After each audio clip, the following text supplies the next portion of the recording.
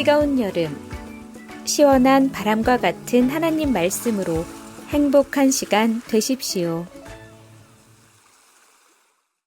안녕하세요 성도 여러분, 9월 2일 월요일 말씀 묵상 시작하도록 하겠습니다. 오늘 함께 묵상할 말씀은 느헤미야 2장 1절에서 5절까지의 말씀입니다. 다 함께 읽겠습니다. 아닥사스다 왕 제20년 니산월에 왕 앞에 포도주가 있기로 내가 그 포도주를 왕에게 드렸는데 이전에는 내가 왕 앞에 수심이 없었더니 왕이 내게 이르시되 내가 병이 없거늘 어찌하여 얼굴에 수심이 있느냐 이는 필연 내 마음에 근심이 있음이로다 하더라. 그때 내가 크게 두려워하여 왕께 대답하되 왕은 만세수를 하옵소서. 내 조상들의 묘실이 있는 성읍이 이제까지 황폐하고 성문이 불탔사오니 내가 어찌 얼굴에 수심이 없사오리이까 하니 왕이 내게 이르시되 그럼 내가 무엇을 원하느냐 하시기로 내가 그 하늘의 하나님께 묵도하고 왕에게 아뢰되 왕이 만일 좋게 여기시고 종이 왕의 목전에서 은혜를 얻어 싸우면 나를 유다 땅 나의 조상들의 묘실이 있는 성읍에 보내어 그 성을 건축하게 하옵소서 하였는데. 아멘. 하나님을 신뢰하는 자와 신뢰하지 않는 자에게는요, 크고 뚜렷한 한 가지가 다른 점이 있습니다. 무엇이냐? 하나님의 때와 하나님의 방법을 기다릴 줄 아느냐 아니면 기다릴 줄 모르느냐입니다. 오늘 저희들이 함께 읽었던 이 본문 말씀 2장 1절에서 5절까지의 이 배경을 잠시 설명해 드리겠습니다. 하나님께 반역을 하고 우상 숭배를 일삼으며 하나님으로부터 떠난 삶을 보내었던 그 이스라엘 민족은요, 결국 이 바벨론에 의해 멸망을 당하게 됩니다. 그리고 그와 함께 이스라엘 민족은요, 모두가 다 이 포로 생활을 시작하게 됩니다. 그러다 이 바벨론 아래에서 포로 생활을 하다가 나중에 바벨론이 멸망한 이후에는요, 페르시아 아래에서 포로 생활을 하게 됩니다. 그 후 포로 생활 70년 만에 이 예레미야 선지자를 통해서 예언을 하였던 대로 페르시아 제국으로부터 1차 포로 귀환이 이루어지게 됩니다. 그 첫 번째 귀환 때에 예루살렘 성전이 건축이 이루어집니다. 2차 귀환 또한 이루어지는데 2차 귀환 때에는요, 에스라를 통해서 이스라엘 민족의 영적 부흥이 일어나게 됩니다. 다만 여기서 이제 한 가지 아쉬운 점은요, 성벽 건축이 완공되지 못한 채 끝났다. 페르시아 이 황제로부터 그 성벽 건축이 저지되었다라는 것입니다. 성벽 건축이 약 10년 정도 중단되어 있는 상황 속에서 아직 페르시아에 남아 있었던 이 느헤미야에게요, 예루살렘으로부터 누군가가 찾아옵니다. 하나니라는 자가 찾아옵니다. 그리고 여기서부터가 바로 느헤미야의 1장이 시작됩니다. 느헤미야가 자신에게 찾아온 하나님께 묻습니다. 유다와 예루살렘의 상황은 어떻습니까? 잘 지내고 있습니까? 라고. 이에 하나님은요, 1장 3절, 느헤미야 1장 3절에 쓰여있기를 이렇게 답을 합니다. 유다와 예루살렘 현재 큰 환난을 당하고 능욕을 받으며 예루살렘 성은 허물어지고 성문들은 불타고 있습니다. 라고. 이 소식을 듣게 된 느헤미야는요, 굉장히 슬퍼합니다. 그 자리에서 앉아서 울면서 수일 동안 울면서 슬퍼하게 됩니다. 그리고 그와 함께 수일 동안 금식하며 기도하였다라고 합니다. 그리고 그렇게 기도하던 때에 느헤미야가 기도하던 때에 느헤미야에게 무슨 일이 일어나는가? 1장 마지막에 쓰여있기를요, 느헤미야가 페르시아 왕의 술 관원이 되었다라고 쓰여지며 1장이 끝나게 됩니다. 그렇게 오늘 본문의 2장이 시작이 됩니다. 2장 1절을 다시 한 번 더 읽어보겠습니다. 읽겠습니다. 아닥사스다 왕 제20년 니산월에 왕 앞에 포도주가 있기로 내가 그 포도주를 왕에게 드렸는데 이전에는 내가 왕 앞에서 수심이 없었더니. 2장 1절 앞부분에 뭐라고 써 있습니까? 아닥사스다 왕 제20년 니산월이라고 써 있습니다. 그런데요, 느헤미야가 예루살렘에 대한 소식, 유다에 대한 소식을 들었을 때는 언제인가? 1장 1절에 쓰여있기를요, 아닥사스다 왕 제20년 똑같은 연도입니다. 그런데 기슬월이라고 합니다. 여기서 기슬월이 11월에서 12월경 정도를 의미하고 니산월이 3월에서 4월 정도의 경 정도이니 지금 느헤미야는요 하나님으로부터 소식을 들은 지 약 4개월이 지난 그런 상황입니다. 느헤미야는요 그렇다면 페르시아 왕의 술관원이 된 이후 4개월 동안 하나님의 인도하심을 기다렸다라는 것입니다. 느헤미야는 분명 처음 자신이 그 예루살렘과 유다의 소식을 들었을 때 굉장히 슬퍼하였습니다. 그렇게 지금 느헤미야에게는요 자신의 고국이 겪고 있는 그 상황은 아주 긴급한 환난의 사건, 그러한 안건이었을 것입니다.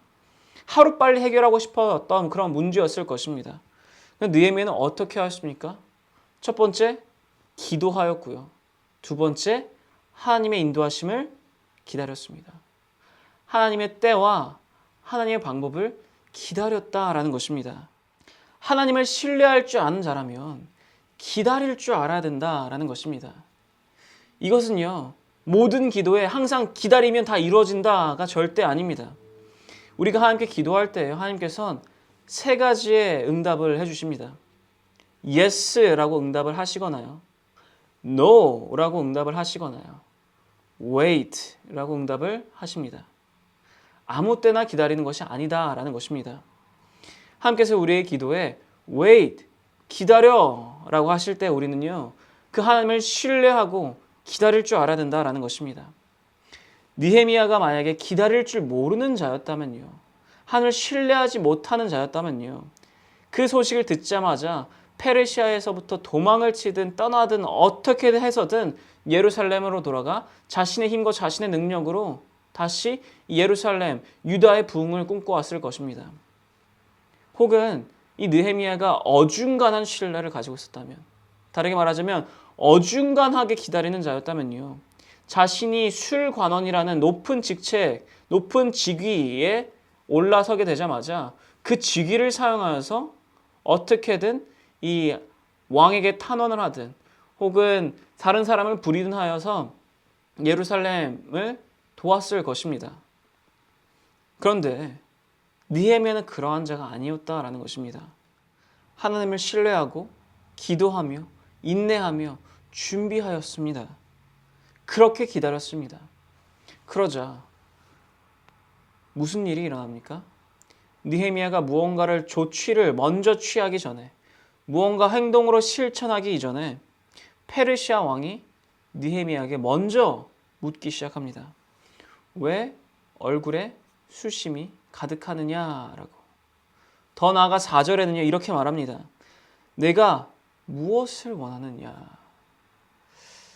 그리고 그와 함께 느헤미야가 요청하였던 무너진 성을 다시 건축하고 다른 이들 혹여나 자신들을 막아설 법한 그 총독들에게 보여줄 이 확실한 조서를 내어달라는 요청, 더 나아가 이 모든 재건을 위해서 목재를 준비해달라는 요청에 페르시아 왕은 흔쾌히 들어줍니다.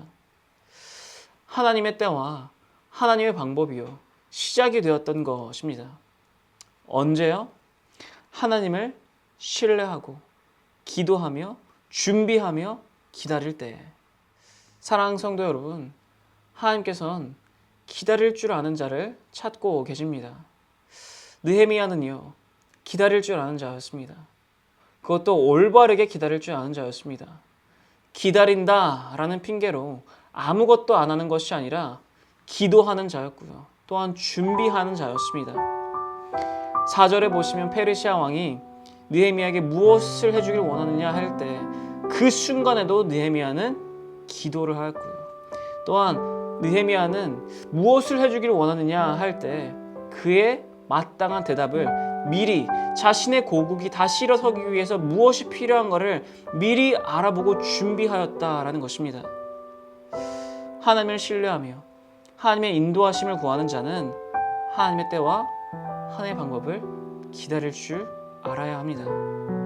내 힘과 내 능력으로만 그렇게 섣부르고 조급하게 행동하는 것이 아니라 성실히 준비하고 기도하며 기다려야 합니다. 그리고 그 하나님의 때가 시작될 때 이 느헤미야가 담대히 왕에게 그 모든 필요한 것을 요청하였던 것처럼 우리 또한 담대히 나아갈 줄 알아야 합니다. 사랑하는 성도 여러분, 이 느헤미야와 같이 하나님을 신뢰하고 올바르게 기다리는 줄 아는 자가 되시길 바랍니다.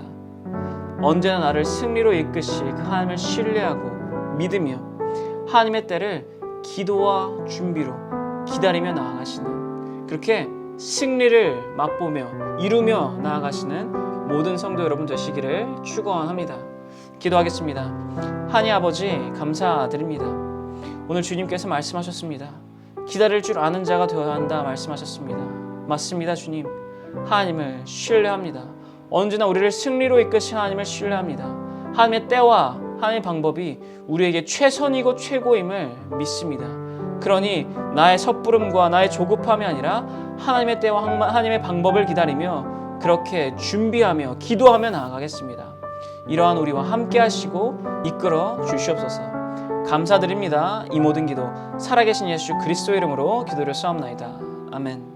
월요일 기도 제목으로 다 함께 기도하기를 바랍니다. 첫 번째로 다 함께 기도했으면 하는 것은 하나님께서 허락하신 여러 가지의 이 감사에 대한 기도 제목을 가지고 기도하기를 바랍니다. 가정, 교회, 생업, 학업, 건강 등 그리고 여러 가지 삶의 기회에 감사하는 기도를 하시길 바랍니다. 두 번째로 다 함께 기도했으면 하는 것은 한 주간 예수의 흔적이 있는 그런 삶을 살 수 있도록 기도하시기 바랍니다. 모든 삶의 터전에서 나의 말과 나의 행위를 통해서 예수 그리스도가 드러날 수 있도록 기도하시기 바랍니다. 세 번째로 다 함께 기도했으면 하는 것은 코람테오, 즉 하나님 앞에서의 삶을 살 수 있도록 각자 기도하며 나아가시기 바랍니다. 그리고 마지막으로 선교사님들을 위해서 기도해 주시기 바랍니다. 태국의 전은주 선교사님, 아프간의 임동화 선교사님, 브라질의 김창현 선교사님을 위해서 이분들의 사역과 이분들의 가정을 위해서 기도해 주시기 바랍니다. 다 함께 기도하겠습니다.